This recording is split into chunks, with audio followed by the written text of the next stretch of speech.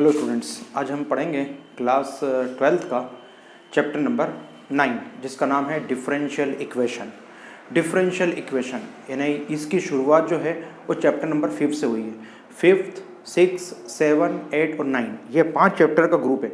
अगर आपने chapter number 9 पढ़ना है तो सबसे पहले 5th चैप्टर पढ़ना है। मैंने इसके पहले भी कई वीडियो में आपको बता चुका हूँ कि चैप्टर नंबर 5 जिसको अच्छे से आएगा उसी को आगे के चैप्टर्स आएंगे।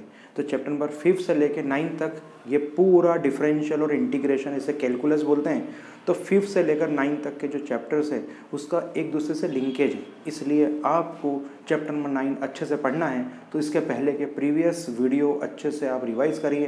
5 से लेकर 8 तक, चैप्टर नंबर 8 तक अगर आप अच्छे से रिवीजन करेंगे तो 9 चैप्टर आखिरी चैप्टर है जो कैलकुलस का लास्ट चैप्टर है, वो आपको अच्छे से समझ में आएगा। तो शुरू करते हैं चैप्टर नंबर 9 डिफरेंशियल इक्वेशन। नाम ही है डिफरेंशियल, तो डिफरेंशियल है ना डिफरेंशिएशन, ठीक है, डिफरेंशिएशन। तो डिफरेंशिएशन नाम में उसका अर्थ है डिफरेंशियल इक्वेशन।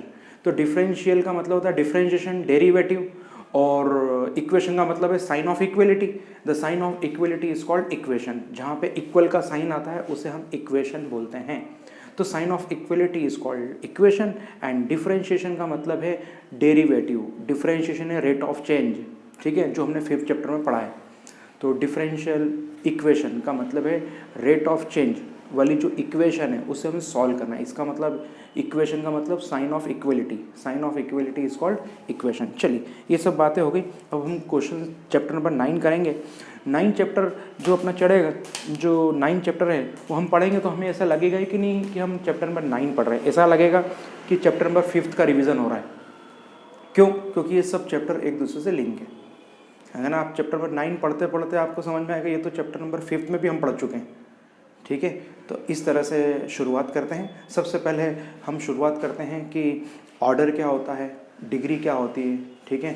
यस, कोटि किसे कहते हैं? ऑर्डर है ना कोटि, और घात, घात है ना डिग्री, डिग्री को बोलते हैं घात। आगे हिंदी में नहीं बोल पाऊँ इसलिए शुरुआत में बता दिया मैंने आपको कि ऑर्डर यानी कोटि और डिग्री यानी घात। अब इंग्लिश में बोलूँगा मैं।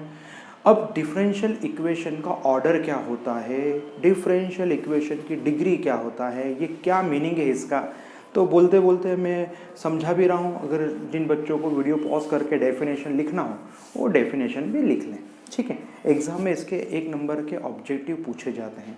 9.1 एक्सरसाइज जो है वो ऑब्जेक्टिव बेस्ड एक्सरसाइज है, यानी इसमें से एक ऑब्जेक्टिव आता है, बिल्कुल फाइनल है, इसमें से एक ऑब्जेक्टिव पूछा जाता है। अब ऑर्डर क्या होता है, डिग्री क्या होता है, इसके बारे में हम अभी डिटेल बात करते हैं। ऑर्डर का मतलब होता है maximum times of differentiation. Maximum times of differentiation is called order. अधिकतम अवकलन को हम कोटि कहते हैं, अधिकतम अवकलन। तो जो अधिकतम अवकलन होता है maximum differentiation, the maximum differentiation is called order and the degree, degree जो होती है ऑर्डर की, जो highest power of the order is called degree. Highest power of the order is called degree.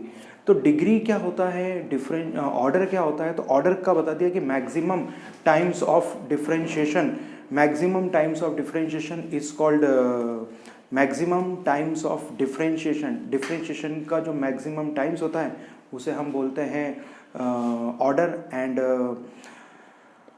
Maximum power जो होती है यानी power of the order, order की जो पावर होती है उसे डिग्री बोलते हैं। सीधी सी बोलते हैं कि सीधी सी बात है, जो हमने ऑर्डर निकाला है उस ऑर्डर के ऊपर जो पावर होती है उस पावर को हम डिग्री कहते हैं। चलिए शुरू करते हैं। तो सबका ध्यान बोर्ड पर होना चाहिए कि किस तरह से समझा रहा हूँ मैं।